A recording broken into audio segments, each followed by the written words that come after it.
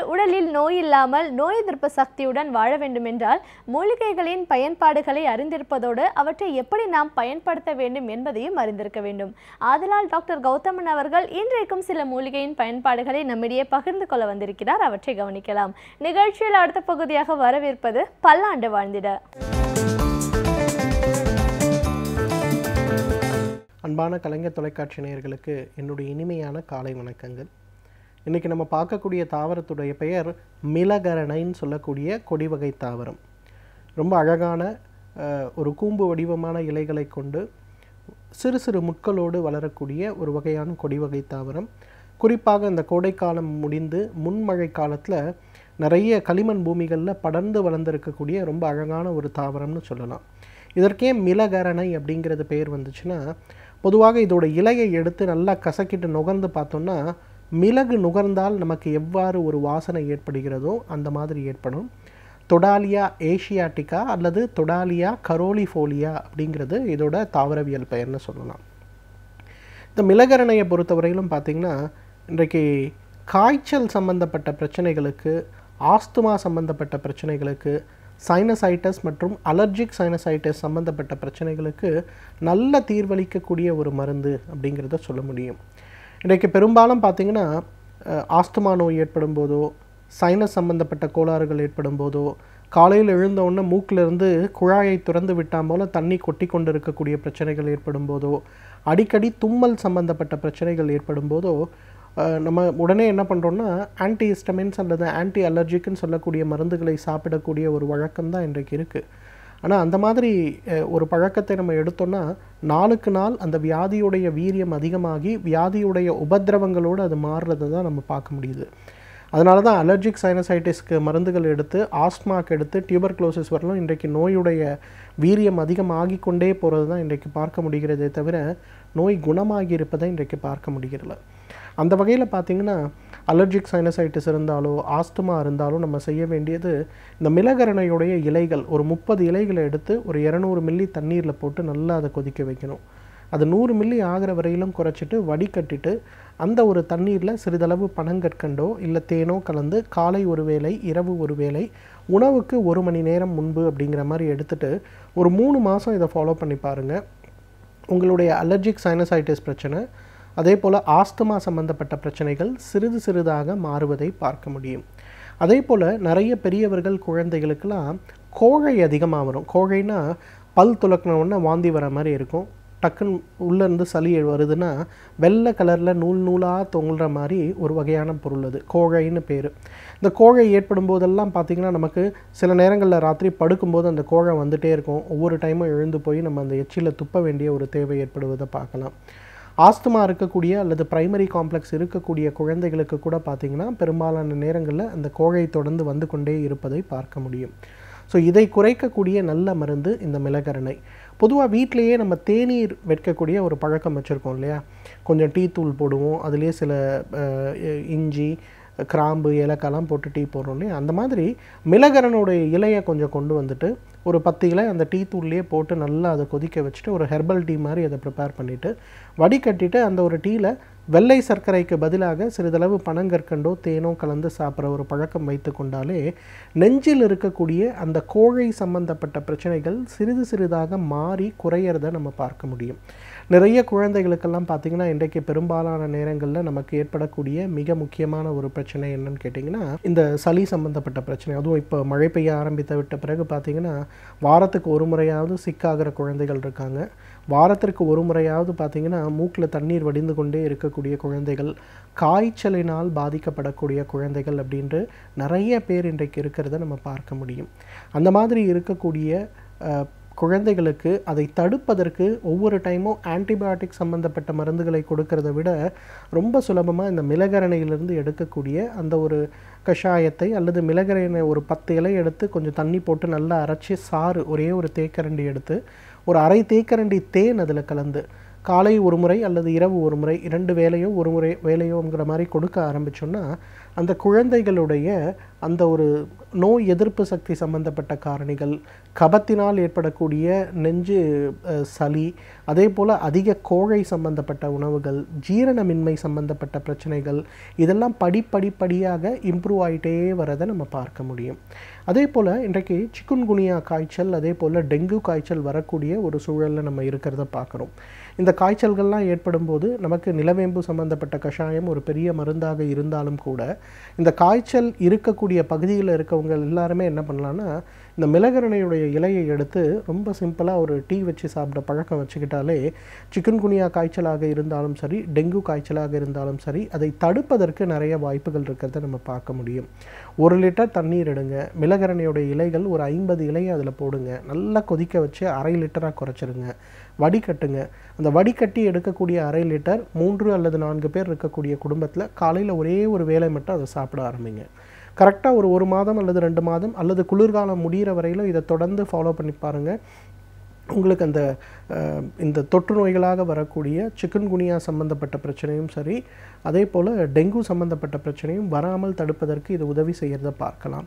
இதை விட முக்கியம் பார்த்திங்கன்னா, இன்றைக்கு ஆல்ரெடி சிக்குன்குனியா காய்ச்சல் ஏற்பட்டு மூட்டுகளில் கடுமையான வீக்கம் ஏற்பட்டிருப்பவர்கள், அதே போல் கால் மூட்டுகளில் இருக்கக்கூடிய வீக்கம், வலி, நடக்க முடியாமல் கஷ்டப்படுபவர்கள் யாராக இருந்தாலும் அவர்கள் கூட ரொம்ப சுலபமாக என்ன பண்ணலான்னா, இந்த மிளகரணையிலேருந்து எடுக்கக்கூடிய அந்த ஒரு இலைச்சூரணம் அல்லது தாவரத்தையே நல்லா பொடி பண்ணிவிட்டு 1 லிட்டர் தண்ணிக்கு 20 கிராம் அளவுக்கு போட்டு நல்லா கொதிக்க வைத்து 1/2 லிட்டராக குறைங்க, வடிகட்டுங்க. வடிகட்டி எடுக்கக்கூடிய அந்த 500 மில்லி கஷாயத்தை 3ஆக பிரியுங்க. காலை, மதியம், இரவுன்னு 3ஆக பிரித்து அதை தொடர்ந்து ஒரு 1 மாத காலம் சாப்பிட்டு பாருங்கள்.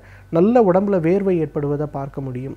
வேர்வை நன்றாக வர ஆரம்பித்தாலே உடலில் இருக்கக்கூடிய மூட்டு வலிகள், மூட்டில் இருக்கக்கூடிய இன்ஃப்ளமேஷன் சம்பந்தப்பட்ட பிரச்சனைகள்லாம் படிப்படியாக குறைந்து சிக்குன்குனியா காய்ச்சலால் ஏற்பட்ட வலிகள் கூட படிப்படியாக குறைந்து மறைந்து போகிறத நம்ம பார்க்க முடியும். எனவே நேயர்களே, இந்த மிளகரணை அப்படின்னு சொல்லக்கூடிய தாவரம் பொதுவாகவே கிராமங்களில் நிறைய கிடைக்கக்கூடிய ஒன்று. பொதுவாக நம்ம தமிழ்நாட்டில் பரவலாக நிறைய இடங்களில் கிடைக்கக்கூடிய ஒன்று. அப்படி இல்லைனா கூட ஊரில் இருக்கக்கூடிய நாட்டு மருந்து கடைகளில் மிளகரணைன்னு சொன்னீங்கனாலே நிச்சயமாக கிடைக்கும். அதை வாங்கிட்டு வீட்டில் கஷாயம் போட்டு சாப்பிட்டாலே ஆஸ்துமா சம்பந்தப்பட்ட நோயாக இருக்கட்டும், காய்ச்சல் சம்பந்தப்பட்ட பிரச்சனைகளாக இருக்கட்டும், குறிப்பாக சிக்குன்குனியா மற்றும் டெங்கு, அதே போல் சிக்குன்குனியா டெங்கு வந்த பிறகு இருக்கக்கூடிய உடல் பலவீனம் சம்பந்தப்பட்ட விஷயங்கள் கூட குறையிறத பார்க்கலாம். ஸோ மிளகரணை அப்படிங்கிற ஒரு தாவரத்தை தகுந்த மருத்துவ ஆலோசனையின் பேரில் சரியான முறைப்படி உபயோகப்படுத்தி வந்தோமேயானால் நம்மாலும் பல்லாண்டு காலம் ஆரோக்கியமாக வாழ்ந்திட முடியும். சமூகத்தில் நல்ல நிகழ்வுகள் நடக்கும் பொழுது நம்முடைய பங்களிப்பு என்னவாக இருக்கிறதோ அதே போன்று தீய நிகழ்வுகள் நடக்கும் பொழுது அவற்றை தட்டி கேட்பதிலும் நம்முடைய பங்களிப்பு இருக்க வேண்டும் என்கிறார் எழுத்தாளர் மனுஷபுத்திரன் அவர்கள். இன்றைக்கு என்ன சமூக பிரச்சனையை நம் கண்முன் கொண்டு வந்திருக்கிறார் என்பதை கவனிக்கலாம். நிகழ்ச்சியில் அடுத்த பகுதியாக வரவிருப்பது தீதும் நன்றும்.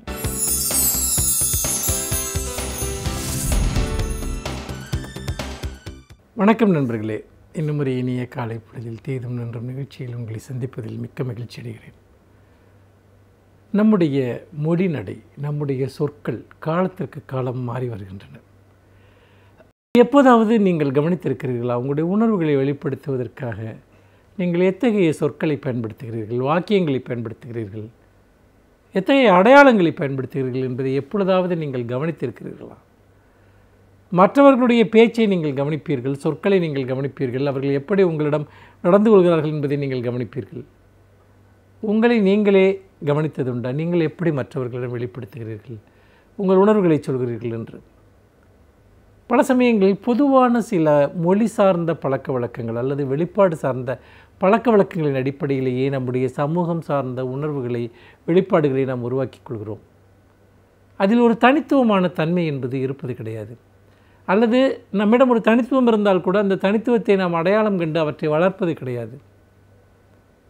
அப்படிப்பட்ட ஒரு நிலையில் பொதுவாக மனிதர்களிடம் நாம் உறவு கொள்வதற்கு, அது நம்முடைய தனிப்பட்ட அந்தரங்கமான உறவுகளாக இருக்கலாம், சமூக உறவுகளாக இருக்கலாம், வர்த்தக உறவுகளாக இருக்கலாம். சமூகத்தில் நாம் எடுத்து வைக்கிற ஒவ்வொரு காலடியுமே ஏதோ ஒரு உறவை இன்னொரு மனிதர்களிடம் நாம் கொள்வது என்பதுதான். அது பணியிடம் சார்ந்ததாக, பயில்கிற இடங்கள் சார்ந்ததாக, அல்லது நீங்கள் ஒரு கடைக்கு போய் ஒரு பொருளை வாங்குகிறீர்கள் என்றால் கூட அங்கே ஒரு தொடர்பியல் சார்ந்த ஒரு அம்சம் நிகழ்கிறது, ஒரு பண்பாட்டு செயல்பாடு நிகழ்கிறது. அதன் அடிப்படையில் தான் உங்களுடைய ஆளுமை என்பது கட்டப்பட்டிருக்கிறது. அப்படி பார்க்கிற போது நம்முடைய காலகட்டத்தினுடைய மொழி அமைப்பிற்குள் வந்த மிக முக்கியமான பல அம்சங்களை நாம் கவனிக்கிறோமா என்று தெரியவில்லை. உதாரணமாக நிறைய புதிய சொற்கள், பல சமயங்களில் நமக்கு அர்த்தம் தெரியாத சொற்கள் கூட நம்முடைய வாழ்க்கையில் நிறைய உள்ளே வந்து விட்டன. எப்படியோ ஒரு பழக்கத்தில் ஒரு சொல் வந்திருக்கும், அந்த சொல்லை நாம் எந்த விதமான ஒரு விழிப்புணர்ச்சி மற்ற வகையில், அதாவது ஒரு குழுவிடம் அந்த சொல் என்பது லகுவாக நாம் பழகுவதற்கு அல்லது அந்த குழுவோடு நம்மை இணைத்து கொள்வதற்கு சுலபமாக இருக்கும் என்பதற்காக நாம் அந்த சொற்களை நாம் பயன்படுத்துவோம். நிறைய சொற்கள் அப்படி தமிழுக்கு வந்து கொண்டே இருக்கின்றன. அவை தமிழ் சொற்கள் மட்டுமல்ல, எந்த மொழி சொல்லும் சொல்லாமல் கூட இல்லாமல் அது உருவாக்கப்பட்ட ஒன்றாக அது இருப்பதை நாம் பார்க்கலாம். நமக்கு சொற்களை பற்றிய ஒரு விழிப்புணர்ச்சி தேவை. மாறாக பயன்படுத்தப்படுகிறது என்பதற்காகவே நாம் விழிப்புணர்வற்ற வகையில் நாம் சொற்களை பயன்படுத்துவது என்பது அர்த்தமற்ற சொல்லிற்கு நாமவே அர்த்தங்களை கற்பித்து கொள்ளக்கூடிய ஒரு இடத்திற்கு கொண்டு போய்விடும். இதற்கு அடுத்த கட்டமாக இப்பொழுது நம்முடைய உணர்வுகளை வெளிப்படுத்தக்கூடிய குறியீடுகள் வந்துவிட்டன. அதை ஆங்கிலத்தில் எமோஜிஸ் என்று அழைக்கிறார்கள். நாம் பொதுவாக நம்முடைய தொடர்பு கொள்ளுகிற போது பல சமயங்களில் நாம் சொற்களை பயன்படுத்துவது கிடையாது. சொற்கள் என்பவை, அதாவது கமிட்டட் என்று சொல்வார்கள், அதாவது ஒரு சொல் என்பது நம்முடைய உணர்ச்சியை துல்லியமாக கூறுகிறது, துல்லியமாக வெளிப்படுத்துகிறது. ஆனால் ஒரு உணர்ச்சியை வெளிப்படுத்தக்கூடிய ஒரு புன்னகை அல்லது வேறு ஒரு கோபத்தை வெளிப்படுத்தக்கூடிய, வருத்தத்தை வெளிப்படுத்தக்கூடிய இந்த குறியீடுகள் என்பவை திட்டவட்டமான அர்த்தங்கள் இல்லாதவை. பல சமயங்களில் அது ஒரு பெரிய அளவிற்கு மறுமுனையில் இருப்பவரால் அது ஒரு கவனத்திற்குரியதாக எடுத்துக்கொள்ளப்படுவதில்லை. மாறாக அது போகிற போக்கில் சொல்லப்படுகிற ஒன்றாக இருக்கிறது. ஆனால் ஒரு வார்த்தை என்பது அப்படி அல்ல. அந்த வார்த்தைக்கு தன்னியல்பிலேயே ஒரு கணம் இருக்கிறது. அந்த கணம்தான் மனிதர்களிடம் நம்முடைய விருப்பு வெறுப்புகளை ஆழமாக உருவாக்குகிறது. ஆனால் இந்த குறியீடுகள் என்பவை உண்மையிலேயே நம்முடைய சாரத்தை வெளிப்படுத்துகின்றனவா? மாறாக அவை ஒரு வெற்றிடத்தின் மேல் விட்டு செல்லப்படுகிற ஒன்றாக இருக்கிறது. ஒரு வெற்றிடத்தின் மேல் ஒரு காற்றைப் போல கடந்து செல்லக்கூடிய ஒன்றாக அது இருக்கிறது. இதை பற்றி நான் நிறைய யோசித்திருக்கிறேன். ஆனால் சமீபத்தில் செய்யப்பட்ட ஒரு ஆய்வு என்பது இதையே வெளிப்படுத்துகிறது. அதாவது இந்த வர்த்தகம் சார்ந்த அல்லது அலுவலகம் சார்ந்த தொடர்புகளின் போது நீங்கள் ஒரு மின்னஞ்சலை ஒருவருக்கு அனுப்புகிற போது ஒரு புன்னகை அல்லது வருத்தம் சார்ந்த ஒரு உணர்ச்சி குறியீட்டை, ஒரு எமோஜிஸ், அதை நீங்கள் பயன்படுத்துகிற போது அது அந்த மின்னஞ்சலை படிக்கிறவரிடம் என்ன தாக்கத்தை ஏற்படுத்துகிறது என்று ஒரு பெரிய அளவிற்கு ஒரு ஆய்வு ஒன்றை மேற்கொண்டார்கள். அப்படி மேற்கொண்ட போது ஒரு வியக்கத்தக்க உண்மை வெளிப்பட்டது. அது படிப்பவரிடம் ஒரு சிறிய தாக்கத்தை கூட ஏற்படுத்துவதில்லை. அது மட்டுமல்ல, அது போன்ற ஒரு நிறைய குறியீடுகளை பயன்படுத்தி அலுவல் ரீதியான தொடர்புகளை மேற்கொள்கிற போது அந்த தொடர்பை மேற்கொள்கிற நபர் என்பவர் ஒரு சீரியஸ் அல்லது ஒரு விஷயத்தில் கமிட்டடாக இருக்கக்கூடிய அல்லது ஒரு விஷயத்தை ஆழ்ந்து செய்யக்கூடிய ஒரு நபராக அவர் கருதப்படுவதில்லை என்கிற ஒரு ஆய்வு முடிவை அந்த ஆராய்ச்சி வெளிப்படுத்துகிறது.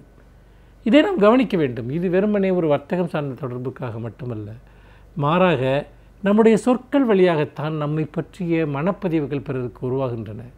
ஆனால் அப்படி இல்லாமல் நாம் அதிகமாக இது போன்ற குறியீடுகளை எல்லா நிலையிலும் நாம் பயன்படுத்துகிறோம். அது நம்முடைய ஒரு இன்றைக்கு இருக்கக்கூடிய தொடர்பியல் முறைமை நமக்குள் ஏற்படுத்தக்கூடிய தாக்கம். பல சமயங்களில் சொற்களின் வழியாக நாம் எந்த ஒரு விஷயத்தையும் வெளிப்படுத்த முடியாத போது ஒரு மங்கலான ஒரு உணர்வை வெளிப்படுத்தக்கூடிய அல்லது எந்த உணர்வையும் வெளிப்படுத்தாத பொதுப்படையான குறியீடுகளை பயன்படுத்துவது, இது இன்றைக்கு பரவலாகிவிட்டது. அப்படி பரவலாக சொற்கள் சார்ந்த ஆளுமையை நாம் இழக்கிறோம். சொற்களின் வழியாக நாம் சிந்திக்கக்கூடிய ஆளுமையை நாம் இழக்கிறோம். எழுதுதல் என்பது ஒரு பயிற்சி, வெளிப்படுத்துதல் என்பது ஒரு பயிற்சி. அது எப்போதும் மொழியின் மீது தான் இருக்க வேண்டும். மொழியிலிருந்து தான் சிந்தனை பிறக்கிறது, மொழியிலிருந்து தான் உறவுகள் பிறக்கின்றன.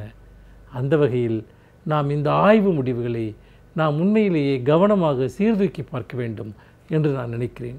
மீண்டும் இன்னும் ஒரு புதிய சிந்தனையோடு உங்களை சந்திக்கிறேன். நன்றி, வணக்கம்.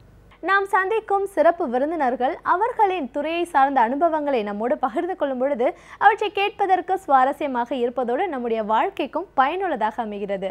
அந்த வகையில் இன்றைக்கு நாம் சந்திக்கவிருக்கும் சிறப்பு விருந்தினர் எந்த துறையிலிருந்து வந்து என்ன பயனுள்ள தகவல்களை நம்மிடையே பகிர்ந்து கொள்ள இருக்கிறார் என்பதை பார்க்கலாம். நிகழ்ச்சியில் அடுத்த பகுதியாக வரவிருப்பது சிறப்பு விருந்தினர்.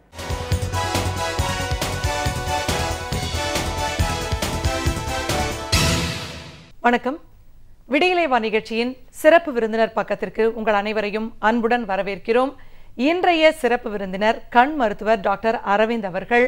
கண் மருத்துவ சிகிச்சையில் இருக்கக்கூடிய நவீன முறைகள் பற்றி உங்களுக்கு விளக்க இருக்கிறார். வாருங்கள், அவரை சந்தித்து அவருடன் பேசலாம். வணக்கம் டாக்டர்.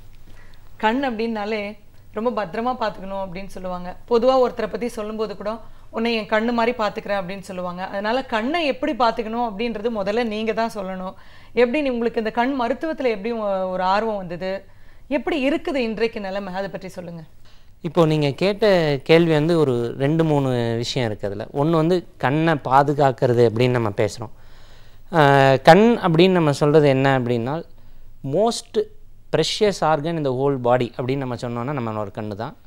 ரெண்டாவது நமக்கு ரொம்ப யூஸ்ஃபுல் அப்படிங்கிறதும் கண்ணு தான். அதாவது வந்து நம்ம 5 புலன்லேயுமே மேக்ஸிமம் நம்ம யூஸ் பண்ணக்கூடிய ஒன்று வந்து நம்மளோட கண்ணு தான். அதனால தான் நம்ம கண்ணை பாதுகாக்கணும், கண்ணு நமக்கு தேவை. அதை வந்து நம்ம ரொம்ப குறிப்பிட்டு சொல்லிகிட்ருக்கோம். அது எல்லாருமே கண்ணை பாதுகாத்துக்கணும் அப்படின்னா ஒன்று தான், நல்ல சாப்பாடு, நல்ல வாழ்க்கை முறைகள், தேவையானவற்றுக்கு கண்ணை பயன்படுத்துவது. அதே மாதிரி ஒரு 40 வயசுக்கு ஆன பிறகு ஒரு மருத்துவர்கிட்ட போய் அட்லீஸ்ட் ஒரு வருஷத்துக்கு ஒரு முறையாவது ஒரு கண்ணை செக் பண்ணிக்கிறது. இந்த விஷயத்தை வச்சு நம்ம வந்து கண்ணை பாதுகாத்து கொள்ளலாங்கிறது விஷயம். இன்னொன்று வந்து எனக்கு ஏன் இந்த இன்ட்ரெஸ்ட் வந்தது அப்படின்னு நம்ம சொல்லப்போனால், என்னோடய இன்ட்ரெஸ்ட் வந்து கருவிழி, அதாவது கருவிழி சம்மந்தப்பட்ட வியாதிகளை டீல் பண்ணுறதுன்னு சொல்லிட்டு. அப்படி இருக்கும்போது நான் வந்து நம்ம ஊரில் படிச்சுட்டு நான் யூஎஸில் இருந்தபோது அப்போ வந்து ஒரு சான்ஸ் கிடச்சிது. அதாவது லேசர் அறுவை சிகிச்சை முறையில், அதாவது கட்டிங் எட்ஜ் லேசர் டெக்னாலஜி, அதாவது டெவலப் ஆகிட்டுருக்கிற டெக்னாலஜியை ரிசர்ச் லெவலில் எப்படி நடந்துகிட்ருக்குங்கிறதுல வந்து நான் போய் பார்க்குறதுக்கு வந்து ஒரு வாய்ப்பு கிடச்சிது. அதுலேயே அப்புறம் என்னை வேலை செய்ய சொன்னாங்க. அதில் வந்து 1 இயர் அந்த FDA ட்ரையல்லாம் கூட, அதாவது ஃபெட்ரல் ட்ரக் ஏஜென்சி, அந்த ட்ரையலில் கூட வந்து we took part as a part of the team. So அதனால் என்ன ஆச்சுன்னா இந்த லேசரில் எனக்கு இன்ட்ரெஸ்ட் வந்தது. இப்போ வந்து ஒன்று பார்த்தோம் அப்படின்னா உலகம் முழுக்க நம்ம கம்பேர் பண்ணி பார்க்கும்போது கூட முன்காலத்துலலாம் சொல்லலாம் வைத்தியங்கிறது அமெரிக்காவில் நல்லா இருந்துச்சு, இந்தியாவில் நம்ம கம்மியாக தான் இருக்கோன்ட்டு. இப்போ நமக்கும் அமெரிக்காவுக்கும் உள்ள இடைவெளி வந்து மேக்ஸிமம் 1 இயர். இந்த வருஷம் அங்கே பண்ணிகிட்டு இருக்காங்கன்னா அடுத்த வருஷம் நம்ம இந்தியாவில் பண்ணுறோம். அந்த அளவுக்கு மருத்துவத்துறையானது இந்தியாவில் வந்து பெரும்பாலான வளர்ச்சி அடைஞ்சிருச்சு. எல்லா துறையிலையுமே, கண் மட்டுமல்ல, உடம்பில் உள்ள எல்லா துறைகளிலையுமே அந்த மாதிரி இம்ப்ரூவ்மெண்ட் நல்லா வந்திருக்கு. இப்போது கண்களை பொறுத்த வரைக்கும் பார்த்தீங்கன்னா வரக்கூடிய முதல் பிரச்சனை, சின்ன குழந்தைங்க எல்லாமே இன்றைக்கி கண்ணாடி போட்டுடுறாங்க. ஸ்கூலில் போய் பார்த்தீங்கன்னா ஒரு வகுப்பில் பாதி பேர் எப்படியும் கண்ணாடி போட்டிருப்பாங்க. அந்த பிரச்சனை அடிப்படையாக எங்கேருந்து வருதுன்னு நினைக்கிறீங்க? அதாவது பரம்பரை வியாதியா இல்லை குழந்தைங்க சரியாக ஊட்டச்சத்து சாப்பிடாததுனால வரதா? பெரும்பாலும் இது வந்து பரம்பரை வியாதிங்கிறது எல்லா வியாதிக்குமே வந்து ஜீன் தான் அடிப்படை. எந்த வியாதியை எடுத்துட்டோம்னாலும் ஜீனில் தான் போய் நிற்கும். ஸோ அப்படி இருக்கும்போது டெஃபினட்டாக வந்து ஜீனில் வந்து அது வருது. அதாவது அப்பா கண்ணாடி போட்டிருந்தா வந்து மகனுக்கு வர சான்சஸ் வந்து அதிகம் தான். அம்மா போட்டிருந்தாங்கன்னா வர அதிகம். அம்மா அப்பா 2 பேருக்குமே இருந்துச்சுன்னா பசங்களுக்கு வரதுக்கு சான்சஸ் அதிகம். ஊட்ட குறைவால் வர வியாதிங்கிறது ரொம்ப கம்மிங்க. இப்போ வந்து அது வைட்டமின் ஏ டெஃபிஷியன்சிங்கிறது வந்து பெரும்பாலும் அட்லீஸ்ட் நகரங்கள்லாம் பொறுத்தவரையிலும் தமிழ்நாடு போன்ற நம்ம ஸ்டேட்ஸ்லாம் பார்க்கும்போது இந்தியாவில் டெவலப்டு ஸ்டேட்ஸ் ஓரளவுக்கு இப்போ வந்து அந்த வைட்டமின் ஏ டெஃபிஷியன்சி குழந்தைங்க மத்தியில் ரொம்ப பார்க்கறதில்ல. ஏன்னா கவர்மெண்ட் வந்து அதை கொடுத்துட்றாங்க. இப்போ இந்த கண்ணாடி அப்படின்னு பார்க்கும்போது 3 விதமான வியாதிகள் இருக்குது. ஒன்று வந்து ஷார்ட் சைட் அப்படின்னு சொல்கிறோம், that is call myopia. Second வந்து லாங் சைட், அதாவது ஹைப்பரோப்பியான்னு சொல்கிறோம், அது தூரப்பார்வைன்னு நம்ம தமிழில் சொல்கிறோம். இன்னொன்று வந்து அஸ்டிக்மேட்டிசம்னு, அதாவது கோணல் பார்வை அப்படிம்பாங்க அது. ஸோ இது 3 தான் வந்து காமன் டிசீசஸ். இப்போ வந்து நம்மளோட ஒரு ஸ்கூல் அப்படின்னு எடுத்தோமானால் ஒரு வந்து 5லேருந்து 10 வயது சிறுவர்களை வந்து கரெக்டாக நம்ம டெஸ்ட் பண்ணி பார்த்தோன்னா 15% குழந்தைகளுக்கு வந்து கண்ணாடி தேவையாக இருக்குது. அந்த 15% பேர் வந்து கண்ணாடி போட வேண்டிய அவசியம் இருக்கிறது. ஸோ இது வந்து ஒரு வியாதியாக நினைக்கக்கூடாது, இது வந்து ஒரு இம்ப்ரூவ்மெண்ட், அவ்வளோதான். ஏன் அப்படின்னு ஒன்று சொல்லணும் அப்படின்னா கண்ணில் மட்டும்தான் நம்ம துல்லியமாக மெஷர் பண்ண முடியும் கண்ணோட நுண்மையை. ஹார்ட் வந்து ஒருத்தர் வேரியேஷன் இருக்குது. ஒருத்தரால் 100 மீட்டர் தான் ஓட முடியும், ஒரு குழந்தையால் 500 மீட்டர் ஓட முடியும். ஆனால் அதை பற்றி நம்ம கண்டுக்கிறது இல்லை. ஆனால் கண் பொறுத்தவரையிலும் ஆல்மோஸ்ட் 99% பேரை நம்ம 100க்கு கொண்டு வந்து நிறுத்த முடியும். அதனால் நம்ம கண்ணாடி கொடுத்து நம்ம அதை செய்ய நம்ம முன் வரோம். சரி, அதாவது கண்ணாடி போடுறதுல தப்பு இல்லை அப்படின்னு சொல்கிறீங்க. ஆனாலும் எப்போ தெரியுமா, அந்த ஒரு டீனேஜ் வரும்போது பெரிய இந்த சோடாப்பட்டி கண்ணாடி அப்படின்னு சொல்லி எல்லாம் கிண்டல் பண்ணுவாங்க ஸ்கூலில். அப்போ தான் வந்து வீட்டுக்கு குழந்தைங்களுக்கு எப்படி சொல்கிறதுன்னு தெரியாது. பெற்றோர்களுக்கும் பார்த்தீங்கன்னா இதை சரி பண்ணுறதுக்கு ஏதோ சிகிச்சைலாம் இருக்காமே, எந்த வயசில் பண்ணலாம் அப்படின்ற கேள்வி வரும். பொதுவாக இந்த மாதிரி கண்ணில் இருக்கக்கூடிய பார்வை குறைபாடுகளை லேசர் மூலமாக சரி பண்ணுறதா சொல்கிறீங்க. எந்த வயசில் இதை சரி பண்ணலாம் அப்படின்னு சொல்லுங்கள். அதாவது ஒரு ஸ்கூல் அப்படின்னு நீங்கள் சொன்னீங்க. ஒரு ஸ்கூல்னு எடுத்தோன்னா மாணவர்கள் மத்தியில் வந்து 5லேருந்து 10 வயது முதல் பார்க்கும்போது 15% குழந்தைகளுக்கு கண்ணாடி தேவை என்பது வந்து நம்மளோட ஸ்டாட்டிஸ்டிக்ஸ். ஸோ அதை பார்க்கும்போது அதில் 3 விஷயங்கள் இருக்குது, 3 காமன் ஃபீச்சர்ஸ். ஒன்று வந்து myopia which is short sight, இன்னொன்று ஹைப்பரோப்பியா தூரப்பார்வை, இன்னொன்று ஆஸ்டிக்மேட்டிசம் அது கோணப்பார்வை அப்படின்னு நம்ம சொல்கிறோம். அது இப்போ நம்ம எல்லாமே பார்த்தோமானால் இதுக்கு ஜீன் இருக்கா அப்படின்னு கேட்டோம்னா நிச்சயமாக இருக்குது. எல்லா வியாதிக்குமே ஜீன் இருக்குது. ஒருத்தருக்கு கேன்சர் வருது, ஏன் வருது அப்படின்னா ஏதோ ஒரு விதத்தில் ஒரு ஜீன் சரியாக வேலை செய்யலை, அதனால அந்த அணுக்கள் பரவுகின்றன, அதனால நமக்கு கேன்சர் வருது. அதே மாதிரி தான் இதுலேயும் அம்மாவுக்கு பவர் இருக்குது இல்லை அப்பாவுக்கு பவர் இருக்குது, 2 பேருக்குமே பவர் இருக்குது, குழந்தைக்கு பவர் வருவதற்கு சான்சஸ் வந்து அதிகம்தான் இருக்குது. ஆனால் இது வந்து ஒரு குறைபாடுன்னு நம்ம சொல்ல முடியாது. அதாவது ஒரு ஹார்ட் வேலை செய்யுதுன்னா ஒருத்தரால் 100 மீட்டர் ஓட முடியும், ஒருத்தரால் 500 மீட்டர் ஓட முடியும். அதை நம்ம கம்பேர் பண்ணுறது கிடையாது நார்மல் சின்ன வயசில். ஆனால் கண்ணில் மட்டும் 100% நம்ம வந்து கொண்டு வரணுங்கிறது நமக்கு தோணுது. அதை கொண்டு வரத்துக்கு வாய்ப்பு 99 பேருக்கு நம்மளால் செய்ய முடியுது. அதனால நம்ம வந்து இந்த கண்ணாடிங்கிறது நம்ம கொடுக்குறோம்.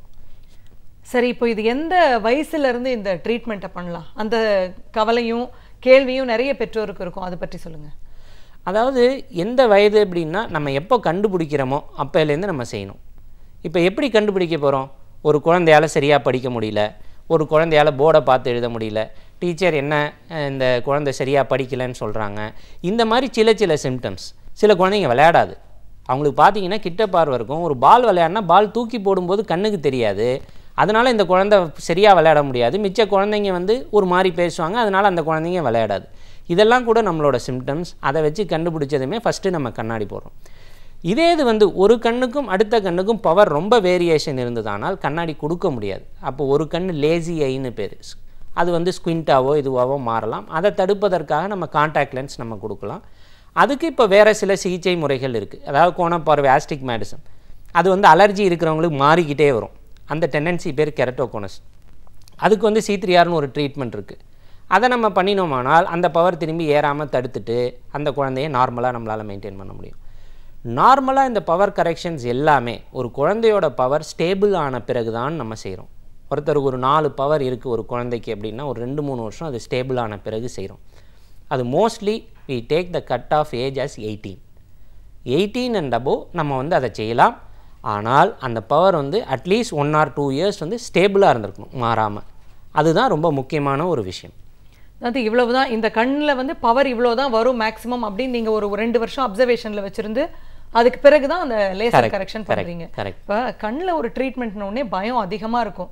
நீங்கள் சும்மா சாதாரணமாக ஏதோ ஒரு அடிபட்டுச்சுனாலே எந்த டாக்டர்கிட்ட போகலான்னு யோசிப்பாங்க.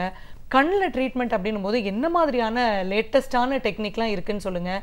நீங்கள் எதில் ஸ்பெஷலிஸ்ட்? அதில் அதாவது நான் சொன்ன மாதிரி எல்லாமே பயங்கிறது இருக்குங்க. எனக்கு போய் ஊசி போடணுன்னா கூட எனக்கு பயம்தான் இருக்கும். இது எல்லாமே நம்ம என்ன பண்ணிக்க போகிறோங்கிறத வந்து நம்ம தெரிஞ்சுக்கிற வேண்டியது ரொம்ப ரொம்ப முக்கியம். ஒரு as a patient or as a attendant, அதாவது ஒரு ஃபாதர் ஆர் மதர் அப்படின்னு சொல்லும்போது, இப்போ இந்த கருவிழி அப்படிங்கிறது வந்து கருப்பே கிடையாது. ஒரு இன்ஃபர்மேஷன் உங்களுக்கு நீங்கள் கருப்புன்னு நினச்சிக்கலாம். இட் இஸ் டிரான்ஸ்பரண்ட், ஒரு கிளாஸ் மாதிரி. அது வந்து ஒரு லென்ஸ், சரிங்களா? அதில் தான் நம்ம வந்து இந்த ட்ரீட்மெண்ட்டை நம்ம தரப்போகிறோம். ஸோ இது வந்து கண்ணுக்கு வெளியிலேருந்து செய்யக்கூடிய ஒரு ட்ரீட்மெண்ட். இப்போ கண் இருக்குன்னா கண்ணுக்கு வெளியிலேருந்து தான் அந்த லேசர் வந்து நம்ம ட்ரீட்மெண்ட் பண்ணுறோம். அப்படி படுத்திருப்பாங்க, லேசர் வந்து கண்ணில் ஃபோக்கஸ் பண்ணுது.